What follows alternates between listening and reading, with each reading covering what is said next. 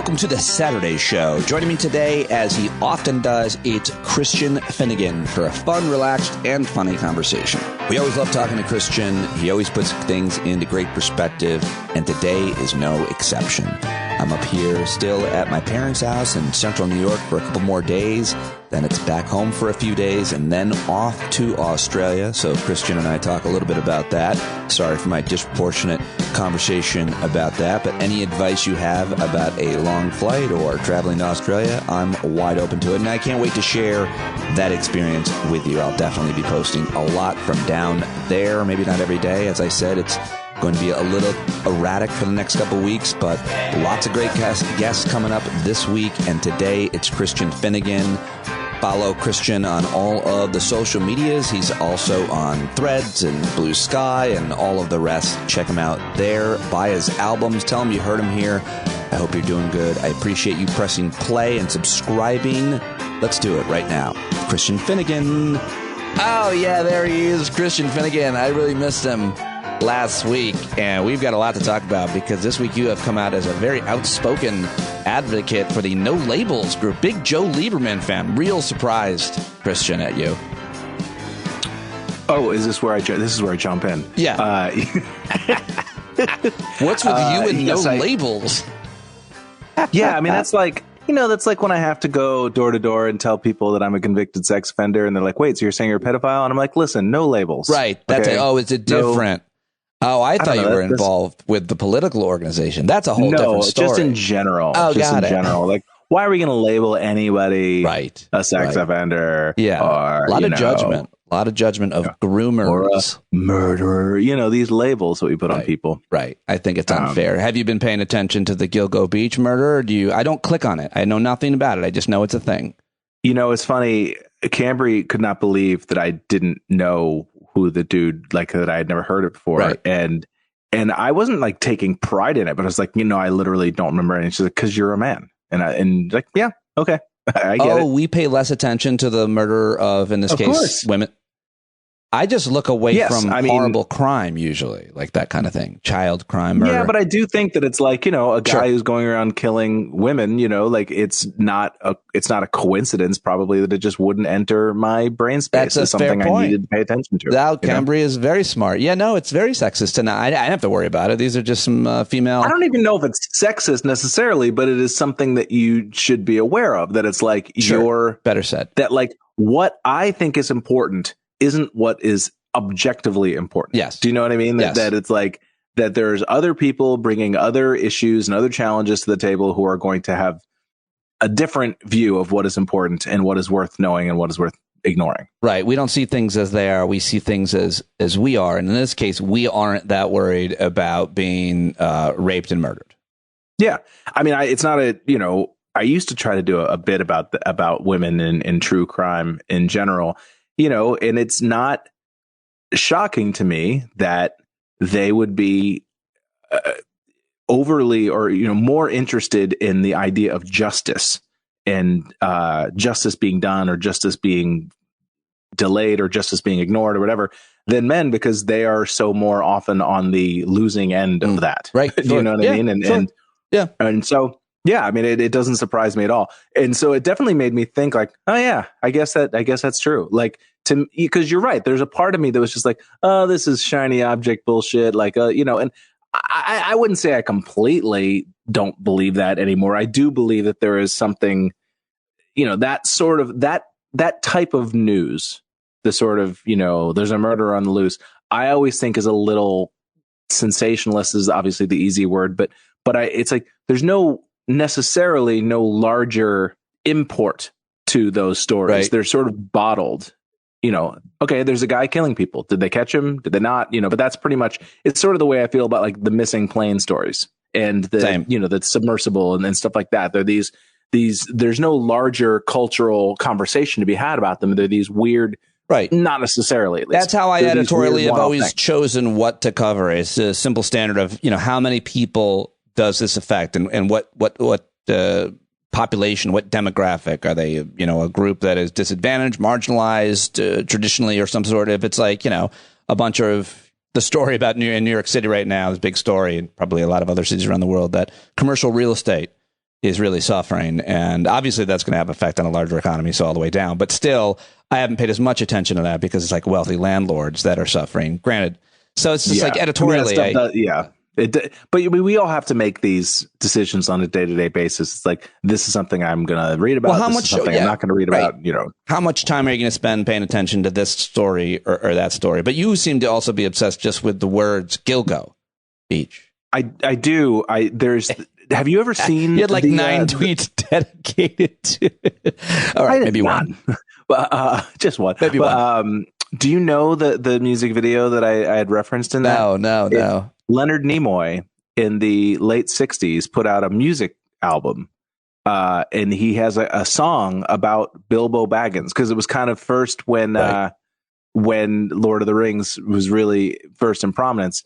And it's this just weird sort of laugh-in era, pop romp about Bilbo Baggins, and and I can't read Gilgo Beach without thinking really. I thought that was real funny because it is a crazy word. If you don't know what I'm talking about, I highly suggest just Googling Leonard Nimoy Bilbo Baggins. I wanted to ask you your thoughts on the passing of the legend Tony Bennett at the age of 96 years old. You're a music guy. You write a great Substack, New Music for Olds. I'm not sure if you've ever included any Bennett.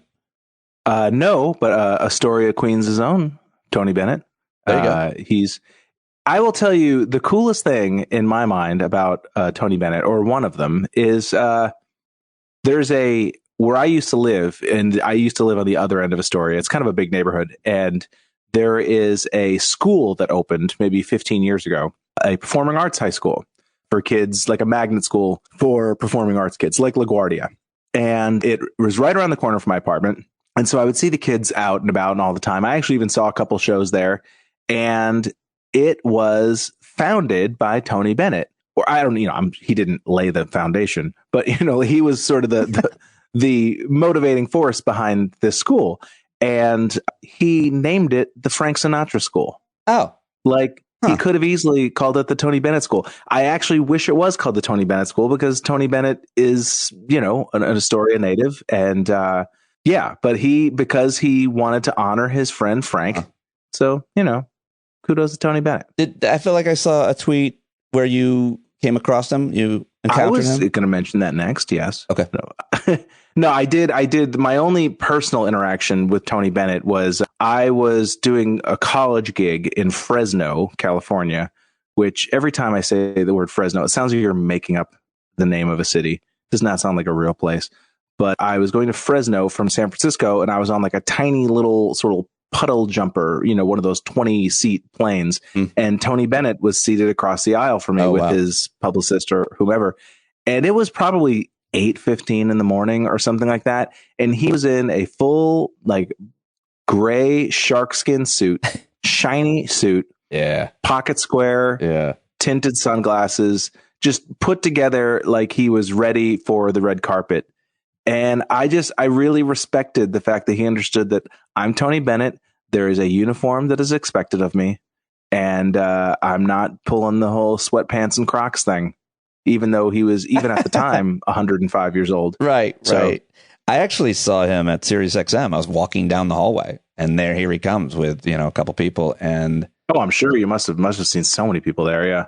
I did an obnoxious thing, though. He liked it, luckily, but it was pretty obnoxious. I just it's Tony Bennett, and me, I don't know much about music, but obviously this guy is an icon, and I recognize him, and so I fell down on one knee when he was about 10 feet away, and like dropped my head, like stand aside, the king is coming through. And he walked up to me, and he's like laughing. He's like, stand up, come on. And then I like pretended to shine his shoes, and he laughed really hard. And I just walked away, but it was obnoxious, and I was probably showing up for some intern or something, but he liked it, and I thought that was fun. So, yeah, that's not bad. Just there's worse things you could do. Just give him respect. Hey, Tony, did you leave your heart in San Francisco? You didn't do that or something? No, I mean, I couldn't name any of his music, and he knew that. It's literally like the one song that people can. What is his legacy? What do you want to say about his contribution to the arts and culture, music, the world? I wouldn't say I have a whole ton. There's people, you go on Twitter, there's a lot of people who really know what they're talking about. That style of music, that sort of American songbook crooner type stuff, I respect it. It's not something I really listen to in my own life. You know, a Tony Bennett record on. I mean, there was a time in, I don't know, late 90s, early 2000s, where, like a lot of people, I got into the sort of swing revival, the post swingers, back when there were a lot of lounge music compilations. You know, Ultra Lounge, I think, was the label that put out a lot of these compilations that were, you know, space age bachelor pad music, and there was an era, you know, Squirrel Nut Zippers and Big Bad Voodoo Daddy and all that crap, right? That I was sort of enjoying, but I can't really say that I was a huge Tony Bennett fan per se. Fan of the guy, not really familiar with his catalog.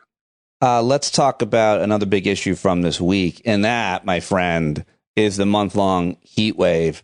How are you in the heat? How are you enduring it? And how often do you think about climate change as a result of it? It's kind of, I feel like a lot of times we're sitting here enduring this heat, and we're kind of thinking at the same time, well, this could potentially continue to get worse and longer periods. And what does that all mean? You can really go down. Yeah, I don't know. I mean, I am currently sick as a dog. I got sick yesterday. Oh no. And I'm really kind of dragging ass today. I kept waking up last night and ended up going back to bed at like 10 in the morning and stayed in bed until like 1:30. And you know, whatever. I don't know if there's any, my suspicion is that it has something to do with the constantly going in and out of air conditioning and stuff like that. You know, that the extremes between being outside and walking my dogs for long periods of time and then having the air conditioner blowing in my face. I don't, you know, who knows? But so basically what I'm saying is climate change, the real negative part of climate change is that I have a cold currently. That's fine. And I bet you a lot of people experience that. I think the science behind that is questionable, and you're suggesting it is, but I know that you're a big fan of RFK Jr. and some of the science that he has been sharing. So it's unsurprising that you would correlate your illness to. Do you remember those battery ads from the 80s, the Puttermans? The people, they would be these characters that have like the weird foam faces. If you Google Puttermans, I'm doing it now. Yeah, it was like an ad campaign and these very creepy sort of for Duracell, maybe. Yeah, Duracell. Yeah. Okay, that's what I think of every time I see RFK Jr.'s creepy weird face. Oh wow! Oh my God, I'm looking at it right now. Yeah, his face has a lot of character. Yeah, his character doesn't. But his face seems like he should. So does his name.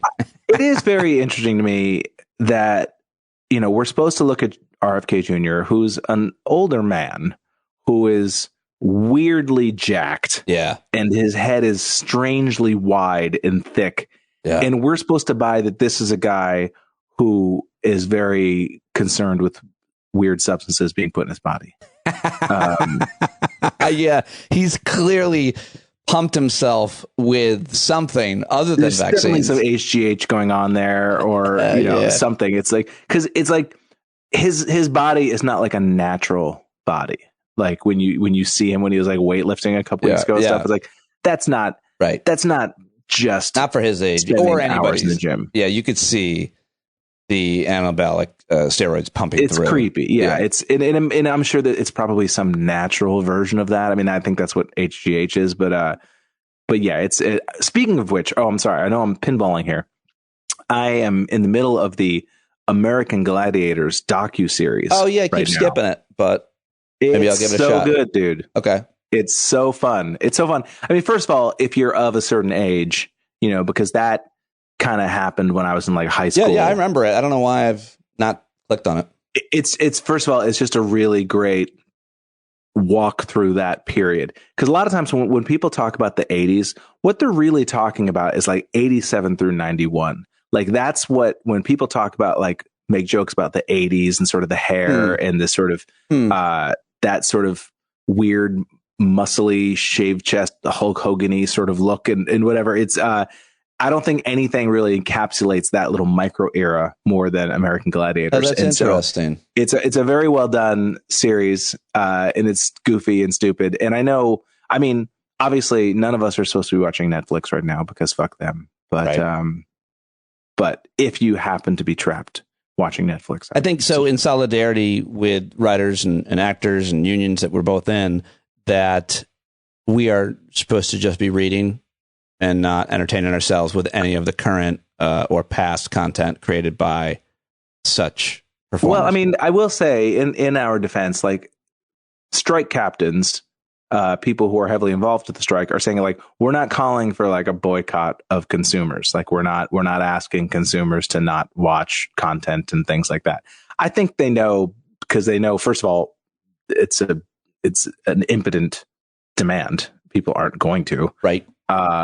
And it just, it kind of, it clouds the narrative. Like I think most people, not everybody, but most people support what they're doing right now. But if they start trying to make me feel guilty about watching my programs, then I don't think there's anything to be gained by telling people not to be watching TV. What do you say to those who might say, I could care less about actors and writers and their livelihoods? Because a lot of people have that feeling, and I think that you'll have a thoughtful response to them. Those people. Right. I mean, that's my thoughtful response. Is those people hate artists, and they always have anyway. Well, those people. Those are the people who called you, gay for being in the school play anyway. So who cares what they have to say?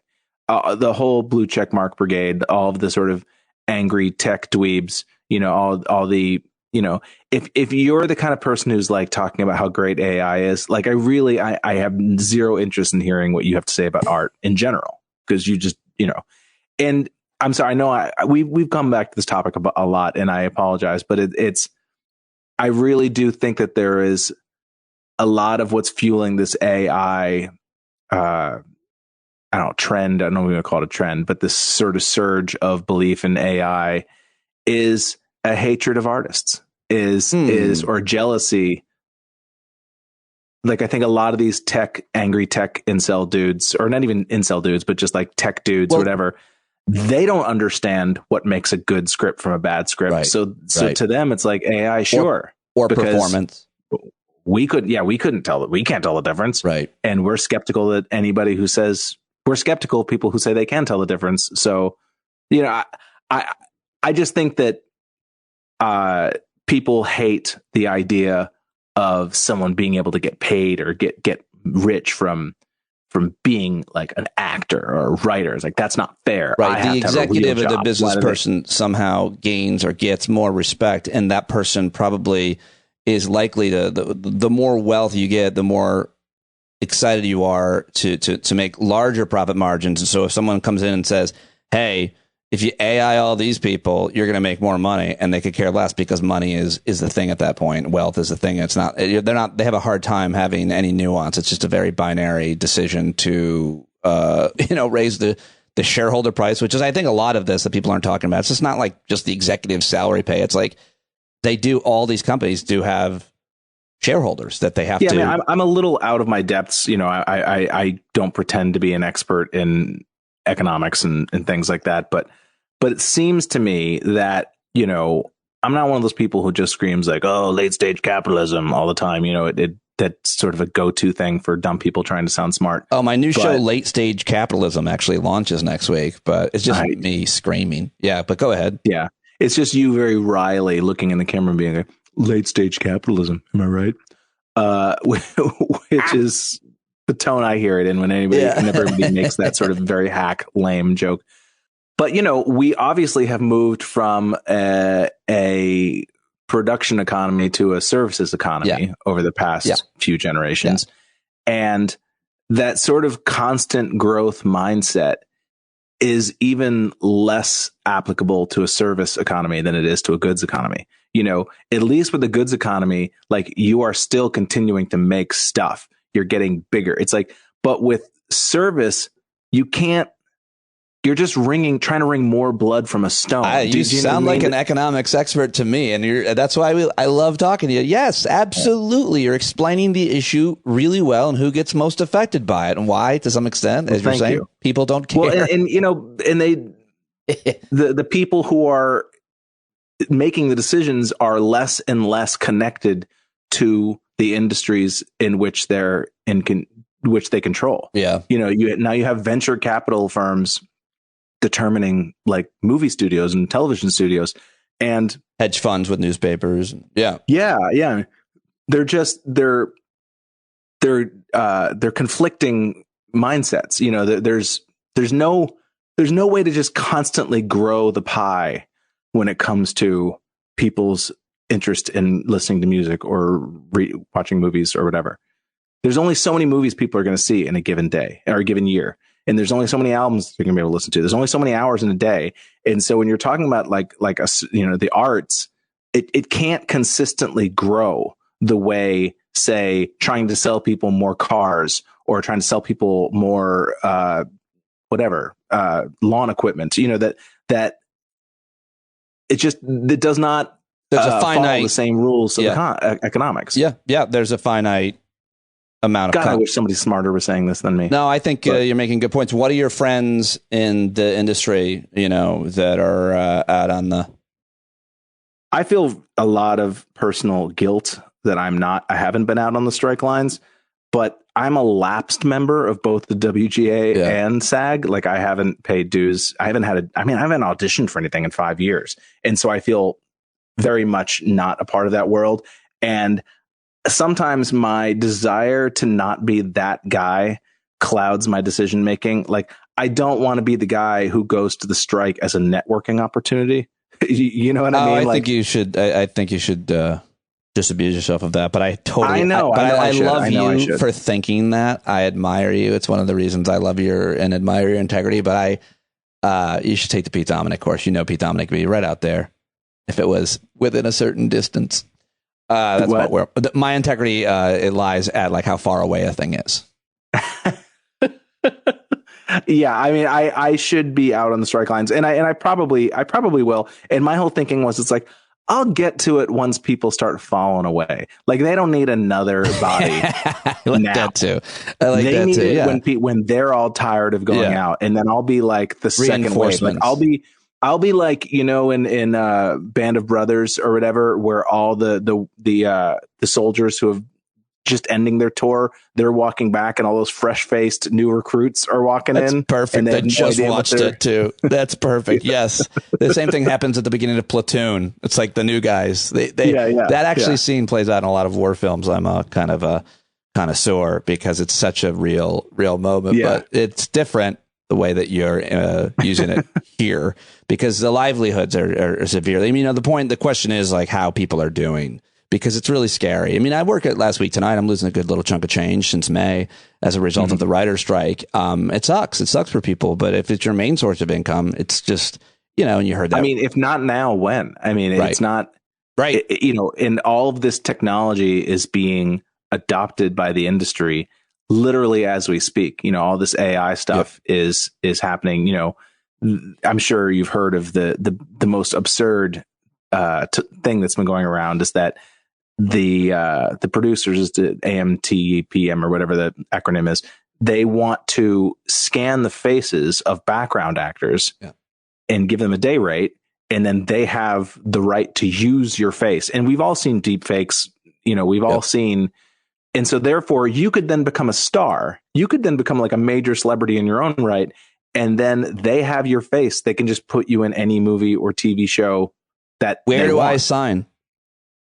Yeah, well, I mean, it's worth that sweet $214 or whatever the day rate is. It's a confusing thing for people, everybody to understand, but you have to be able to see what's happening, and some people have to understand so that you can defend against being completely exploited and abused for the rest of your life or career. So the point you can't pay your bills, much less. Yeah, people have to understand that the contract that actors and writers have been working under was created before streaming existed. Right. Yes, that was the best point. Cable television. Yeah. That was the sort of the medium that they were negotiating at the time.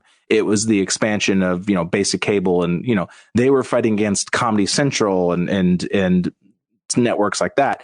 Streaming wasn't even a thing yet. And so the industry has been able to kind of just come in, and it's the Wild West. They just make whatever rules they want to. Right. And so, you have to understand that there's no time in the future that would be better to ask for this stuff than right now. I mean, now it's now or never, literally never.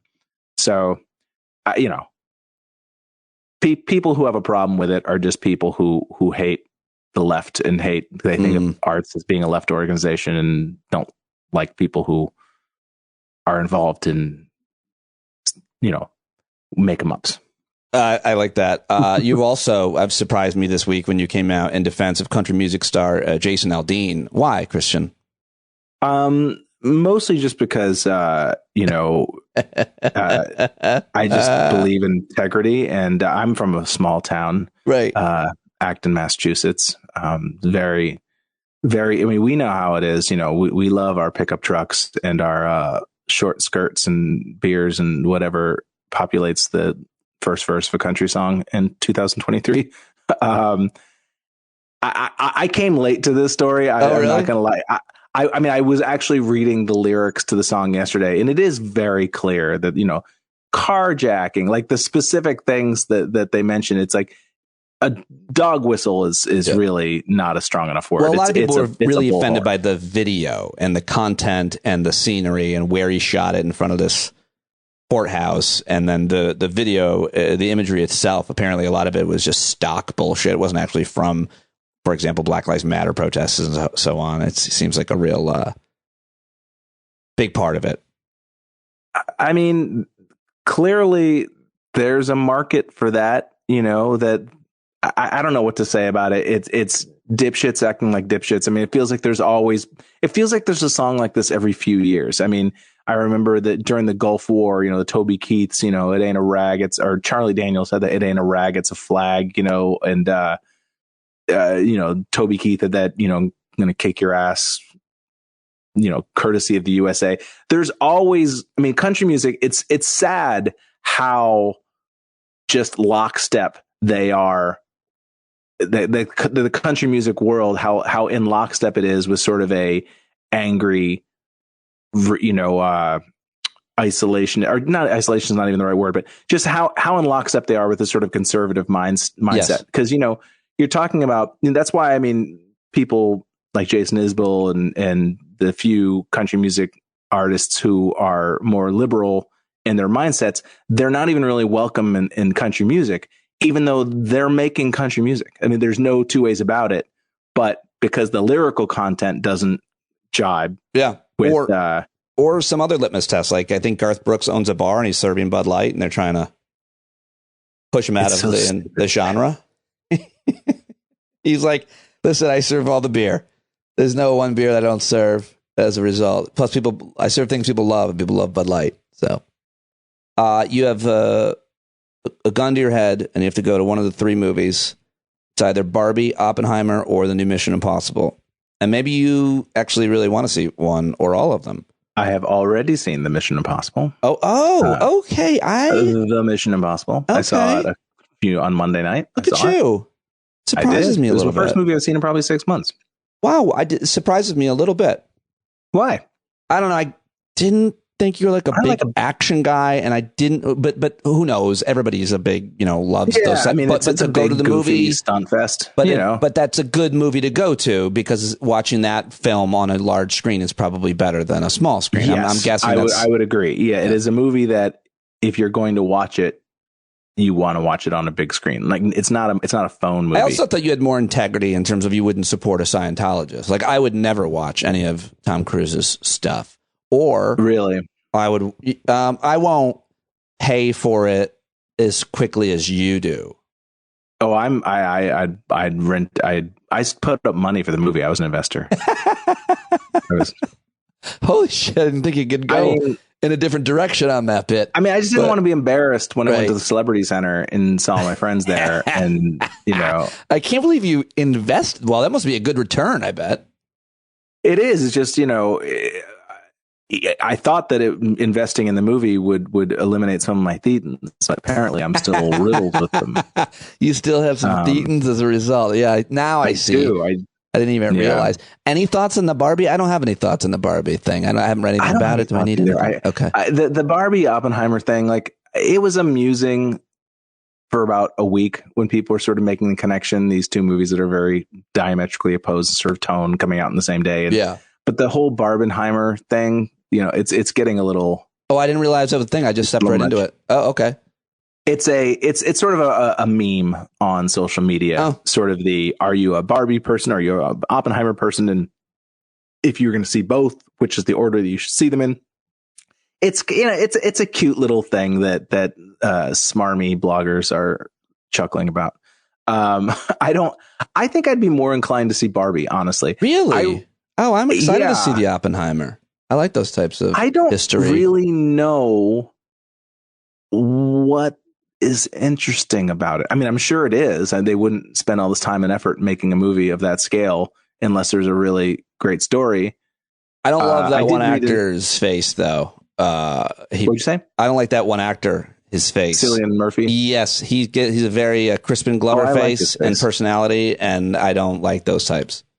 Oh, I like his face. I like you never watched Peaky Blinders, I guess. No, that's why, because of his face. Can't do it. I used to sometimes say to my dog, I used to watch Peaky Blinders, and I would you want to watch Peaky Blinders? I'm sorry, awesome. I got a little distortion there. That's awesome. And you want to watch it? You want to watch Peaky Blinders? It's a fun thing to say in that accent. I love that you did that. You want to watch some Peaky Blinders? You had more than one tweet about Gilgo Beach. I've seen two now, by the way. Okay. I had one, too, that it sounded like a Seinfeld plot. Yeah. My favorite tweet of yours that I share because it made me laugh. Well, two of them, actually. I would have not seen a picture of the largest passenger cruise ship ever had it not been for your sharing this tweet. But it's the icon of the seas. Everybody needs to go look it up. I can't believe it's a thing. It is nuts, man. It is. And I'm real glad that I saw it. Thanks to you. It looks like the ship from WALL-E. If you're WALL-E, the big spaceship that they're all in. Go ahead. Yeah. Oh, it's a classic. But no, it's an absurd boat. And I have never really had any desire to go on a cruise before, but I do sort of have a weird desire to go on that cruise. Oh, interesting. That's surprising again to me. Because it's so absurd. It's like, it's so ridiculous. I thought about that ship for probably 5-6 minutes after I saw that tweet and whether or not it's insane. Have you ever done comedy on a cruise? No, I would. I'm not above it, but I was always kind of told my act was not like for it. And I was always like, I don't need an act. I'm good with crowd work. Like, it'll be fine. I'll do fine. But I have friends who've done it recently and they were kind of trying to sell me on it. And I would do it. The two things that would make me not want to do it are, one, the kind of people who I maybe judgmentally would expect would be there. Yeah, that's understandable. I'm not sure that they would love what you're selling. And that would be, I could, you could bring it, you could adjust. I could do enough. I have enough material that I could pick the stuff that I know would work. I'm not really super concerned about that. Huh. But the other main thing that I would not want to do a cruise for is having to see people on the boat after the shows. Oh, I'm quite the opposite. Obviously. Oh yeah. Yeah. Well, I mean, if I did well, if I did bad, I'd throw myself off the ship. Hey, honey, that's the comedian from last night. Oh, if I did well, I would wear a hat and a shirt that everybody would recognize me at dinner. But if I did well, I would definitely throw myself off the ship for sure. Because that would be horrible. Like, you're locked in with these people you bombed in front of. Like, if you bomb at a gig, you just leave. You go home. And dude, I think I mentioned to you a few weeks ago, I had like a really rotten set on a 6 o'clock show at Gotham a few weeks ago. Like, it was really like it was a Did you get for doing a 6 o'clock show? I know. It was a real bad show. And then I was at QED behind the bar last week, and a woman was there for like an event. She's like, "Were you at Gotham at 6 o'clock a couple weeks ago?" And I was like, "Oh my God, that's the worst show." She's like, "It was funny at the end." And I was like, "Oh, great." It's just had to walk down traffic. Yeah, it was the worst. I can't. That's always, that never gets. Why have we steered ourselves towards this career that sort of inspires the worst moments. Because of the same reason why you do heroin. Yeah. When it's good, it's good. And you hold on to the good. I don't know. I mean, I've steered myself away from it as a result of a lot of the bad stuff. But the thing that I laughed at the most was your tweet. I tip my cap to the mosquito who managed to bite my right nut. Dude flew up my shorts like Randy Quaid in Independence Day. That really gave me a hearty chuckle today. It was very impressive. Because I had slathered my legs with DEET. I was coated in bug spray. Yeah. So this mosquito was flying around, and he's like, I know I don't want to bite any of this, but I have the feeling up there's something special for me. That's a lucky skeeter. I'll tell you that right now. Joining us now, that mosquito. Gary, why did you choose that flight path? And why the right nut as opposed to the left? Or is it because you had the whole sack to choose from? All right, final question for you. I don't even know if I told you this, but I am flying to Australia in some days, and I go to LA, and then from LA to Sydney, it's about 20 hours.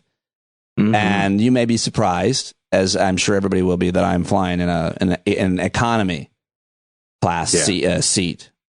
Probably people would imagine something a little higher class for the likes of me, but I'm a humble man, humble podcaster, making podcast dough.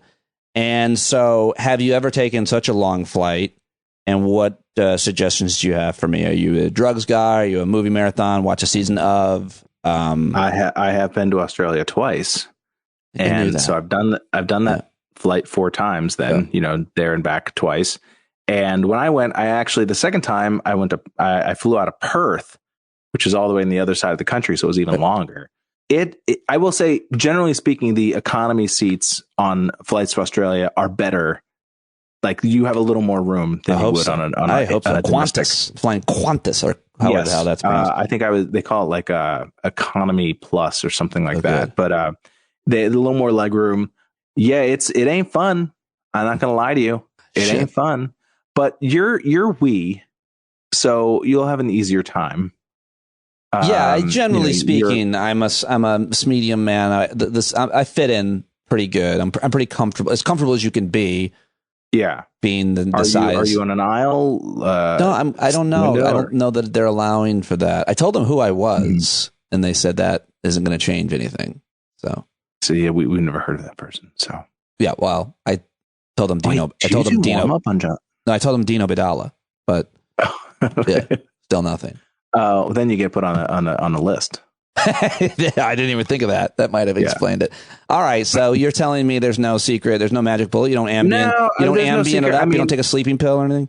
I don't ever take those. So I'm like, it sounds to me like it's going to be like it's going to make me want to sleep so bad, but I won't. I might not be able to comfortable enough, and I can't sleep. It'll be torture. It's a full day. It is a day. Yeah. So you can kind of sleep normally, because when you get to Australia, I don't exactly know how it'll land for you specifically going to Sydney, but you'll be within an hour or two of when you left, just a day either forward or behind. I don't know. Forward, they're ahead of us. Yeah. And so it's actually easier in many ways. I'm told coming back is where it's a little bit more of a struggle to adjust to the time. Yeah. I mean, there's no real planning. You just do it, you get through it, and you watch 2 movies and you take a break, then you watch 2 more, and you get up and you stretch every once in a while. In LA, in the terminal, I don't know about Qantas exactly, but they have showers. I'll probably be networking a lot. Of course. I'm guessing. But on your way back, if you have the option of taking a shower, I would highly suggest that. Oh, all right. That sounds fun. I don't know if you knew, I'm not big on bathing. Showering. So it probably won't be an issue for me. No, you're a dirty boy. Christian Finnegan, always a pleasure. We covered a lot, and I appreciate you so much. Thank you, my friend. My pleasure, sir. Well, there you go. Another great conversation with Christian. I hope you liked that, and it helped pass some time, give you some thoughts, helped frame some things, maybe some laughs, and I hope that you have a great weekend. I know I am already. here with my mom and dad, who I feel so fortunate for having and being with, and nothing but thankfulness and gratefulness. Easy to be grateful on days like this. I hope it is for you. Love you guys. Talk to you tomorrow. Bye.